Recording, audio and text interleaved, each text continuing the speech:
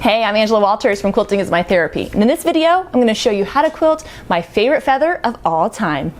Thanks for joining me for the Free Motion Challenge Quilting Along, a video series where we're learning how to quilt feathers, one of my favorite designs.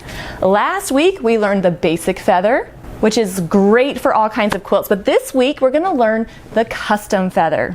I'll show you how to quilt it both on a sewing machine and a long arm, and be sure to stick around to the very end because I'll answer some of the frequently asked questions in the YouTube comments, and I'll tell you how you could be the lucky winner of my newest thread collection with Aurifil threads. So you definitely want to learn how to get in on that. Now, of course, I did not come up with the feather we're going to learn today. It's been around for a long time. You may have heard it called the bump back feather or the bump hump feather, which I'm sorry, that just makes me giggle every time I say it. I like to call it the custom feather, but no matter what you call it, oh, it's definitely worth learning. So let's get to it. So I'm going to use the wavy ruler as a guide for my spine.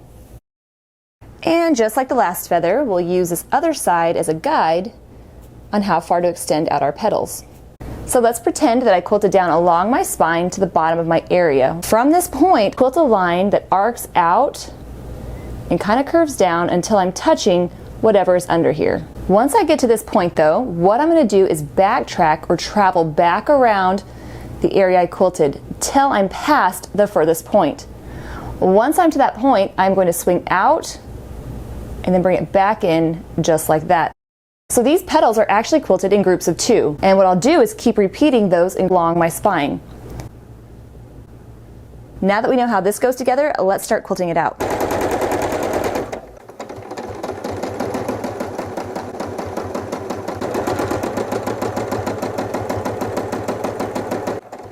And then I'm going to travel back around until I get to about the top of that petal. So that when I swing out to quilt my next petal, it should hit that registration line that we drew, angling it so that it merges into that spine. That's my first set of petals, and like I said earlier, we're going to quilt these in sets of 2, traveling along the spine and then angling out to quilt my next petal, starting my curve before I hit that registration line, and then curving down until I touch the petal below it. When it comes to backtracking, I'm going to try to keep it as close as I can. It doesn't have to be perfect because when I fill in around it with other quilting, it's going to be fine.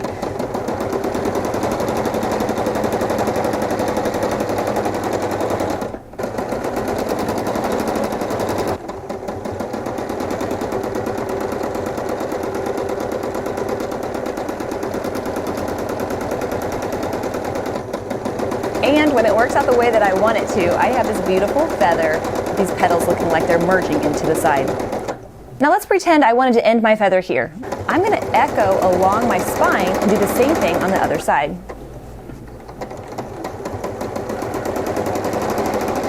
When you get to the bottom of your spine, if there's nothing below it, your very first petal could be a tear-shaped drop that goes out and loops right back in, so it won't touch anything below it because there's nothing left there to touch. I still quilt my line so that it looks like it's merging into the spine. I'm still trying to extend it out nice and far because these petals look much better when they're big and beautiful. Then I'm going to continue quilting my petals just like I did on the other side, backtracking and coming back. When those petals merge into the spine, I think it gives it that elegant, beautiful look.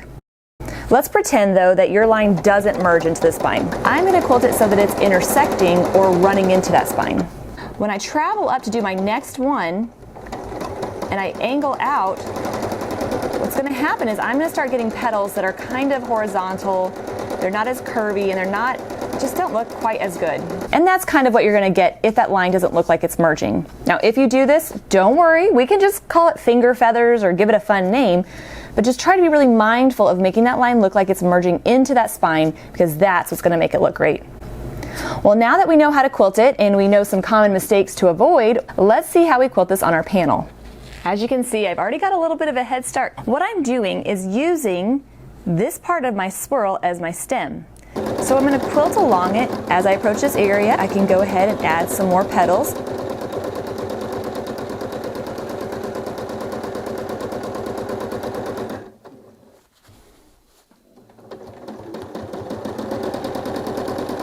Arcing down until I run into the edge, traveling back up and quilting the next petal. curving it in so that it looks like it merges with this part of the swirl. And I'm just quilting my petals out to the edge of that blue area.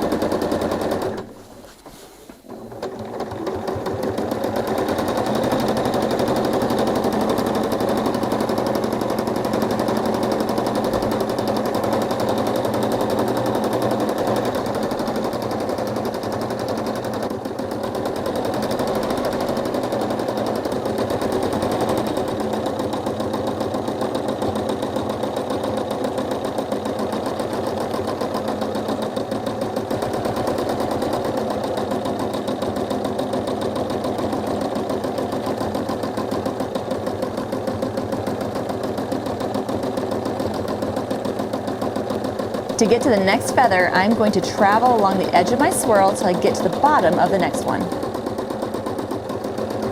As you approach the paisley, if you want, you can fill it in with some echoing or traveling or a different design.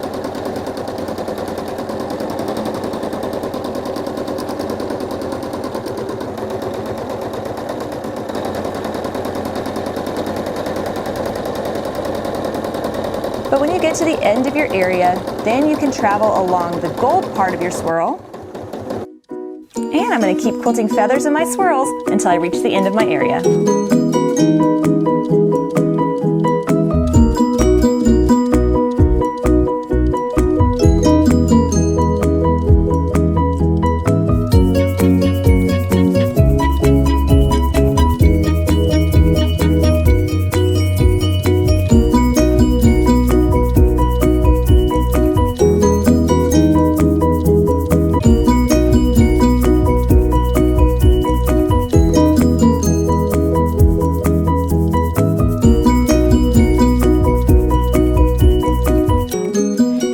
Longarmers out there, here's a quick little snippet in which I'm quilting the same feather on my long arm.